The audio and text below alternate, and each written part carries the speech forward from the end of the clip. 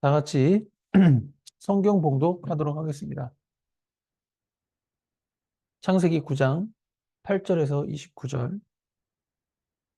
하나님이 노아와 그와 함께한 아들들에게 말씀하여 이르시되 내가 내 언약을 너희와 너희 후손과 너희와 함께한 모든 생물 곧 너희와 함께한 새와 가축과 땅의 모든 생물에게 세우리니 방주에서 나온 모든 것 곧 땅의 모든 짐승에게니라.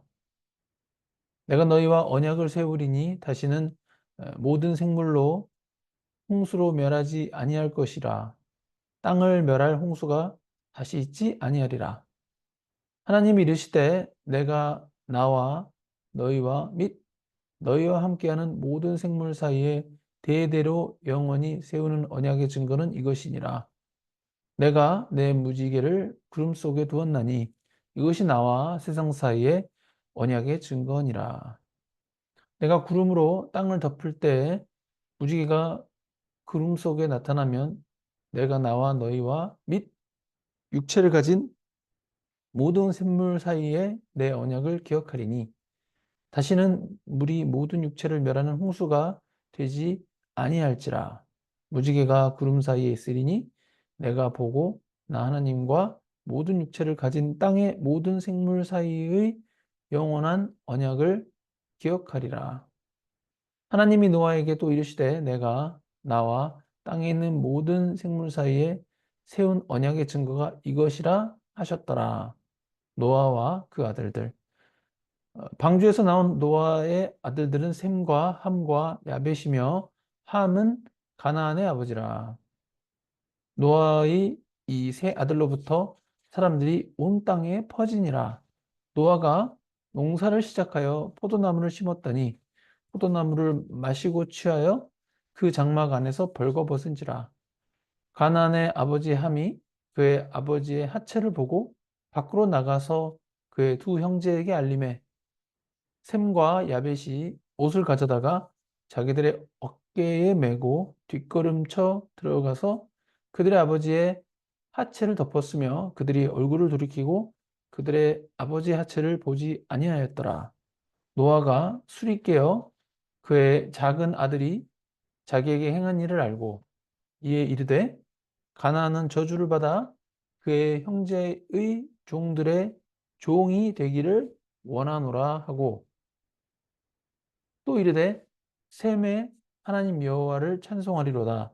가나안은 셈의 종이 되고 하나님이 야벳을 창대하게 하사 셈의 장막에 거하게 하시고 가나안은 그의 종이 되게 하시기를 원하노라 하였더라. 홍수 후에 노아가 350년을 살았고 그의 나이가 950세가 되어 죽었더라. 아멘. 네, 오늘 제목은 하나님의 언약과 노아의 저주입니다. 창세기 1장과 2장은 하나님께서 사람과 우주 만물을 창조하시고 에덴 동산에 인간을 두셨고 최고선이신 하나님과 인간의 관계는 아버지와 자녀의 관계보다 더 깊은 이상적인 부부관계와 다름없는 매우 가까운 사이라고 말씀드렸습니다. 그러나 3장에서 아담과 하와의 원죄로 인한 인간 타락과 그 타락의 결과를 보았고 창세기 4장과 5장은 죄인이 죄인을 낳는 역사를 기록하였음을 확인했습니다. 그리고 무드셀라처럼 1000년 가까이 산다고 해도 모든 인생은 결국 죽는다는 것을 확인하였습니다. 창세기 6장부터 8장에서는 인류가 죄의 결과로 현실의 고난을 겪는 인생을 살게 되지만 도적같이 임하는 하나님의 홍수 심판을 전혀 인지하지 못하고 사는 모습을 봅니다.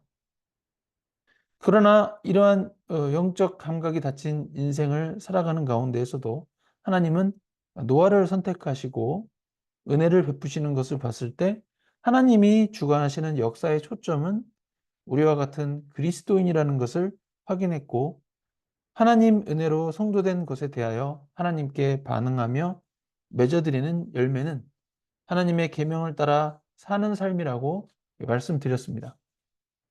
그리고 저번 주 일에는 창세기 9장 전반부 내용을 다루었는데 하나님께서 홍수 심판을 극복하시고 하나님의 언약을 확인시키시고 인간 노아가 드리는 제사를 통하여 하나님께서 찾아오셨습니다. 그리고 창세부터 지금까지 하나님께서 최초에 가지셨던 창조의 목적을 포기하지 않으시고 하나님이 계속해서 일하시고 있으심을 확인할 수 있었습니다. 오늘 말씀은 홍수 심판 이후 노아와 그의 가족들에 대하여 하나님이 언약을 세우시는 장면과 노아와 그 아들들 사이에서 특별히 노아가 둘째 아들 함을 저주하는 사건을 다루고 있습니다. 오늘 말씀에서 하신 하나님의 언약은 인류를 포함한 모든 생물들에 대하여 홍수로 생물을 멸망시키는 어떤 심판을 하지 않으시겠다는 약속이고 그 언약은 무지개라는 자연 현상이 있을 때마다 그와 같은 홍수 심판이 더 이상 없을 것이라는 하나님의 언약을 기억하게 될 것이라고 말씀하십니다. 실제로 우리는 그리스도인으로서 무지개를 볼 때마다 이 하나님의 언약을 기억해야 합니다. 예수 그리스도를 믿지 않았을 때는 무지개가 그저 자연현상의 일종이었으나 그리스도인이 되고 나서는 이제 무지개를 봤을 때 단순히 자연현상의 일종으로만 생각할 것이 아니라 하나님의 언약에 의한 자연현상인 것을 생각해야 하는 것입니다. 그러나 오늘 말씀에서 한 가지 더 생각해야 될 부분은 창세기 9장 16절 말씀에 따라 하나님의 영원한 언약이라는 것입니다. 무지개가 구름 사이에 있으리니 내가 보고 나 하나님과 모든 육체를 가진 땅의 모든 생물 사이에 영원한 언약을 기억하리라.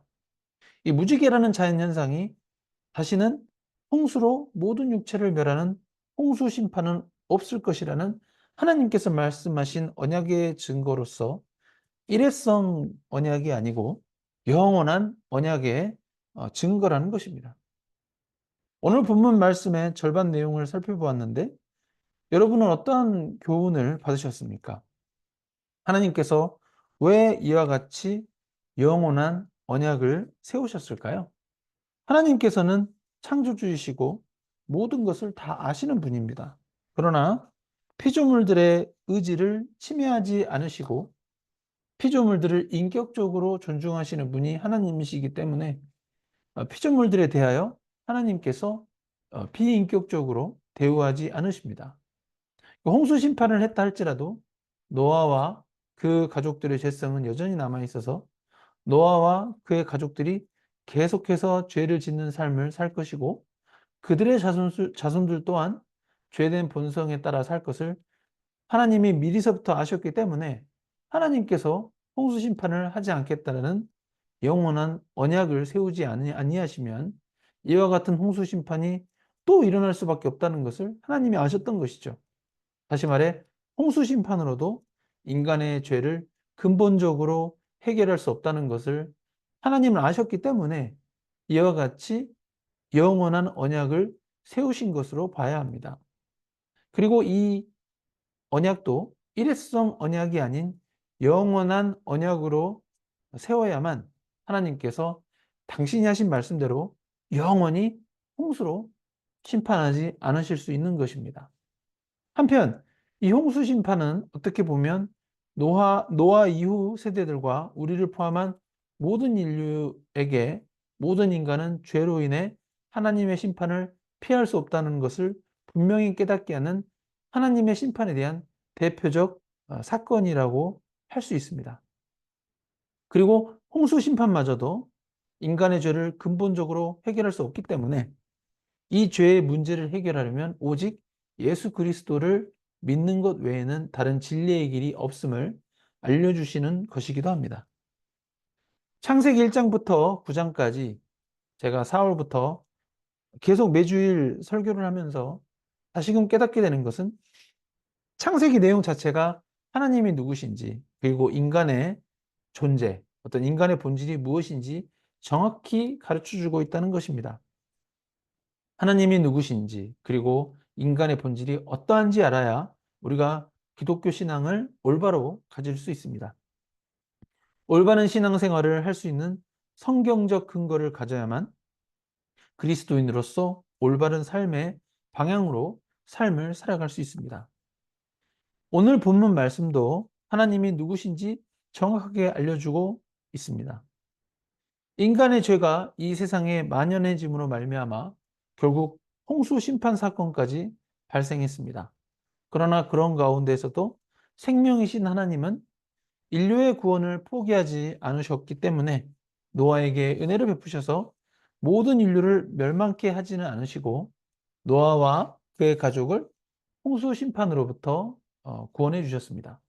이 사건은 하나님이 은혜를 주시는 사랑과 생명의 하나님을 깨닫게 하는 대목입니다. 하나님을 단순히 무서운 심판자로만 여길 것이 아니라 홍수 심판을 하셨지만 그 가운데에서도 어떻게든 구원할 자는 구원하시는 하나님의 사랑의 속성을 알리신 것입니다.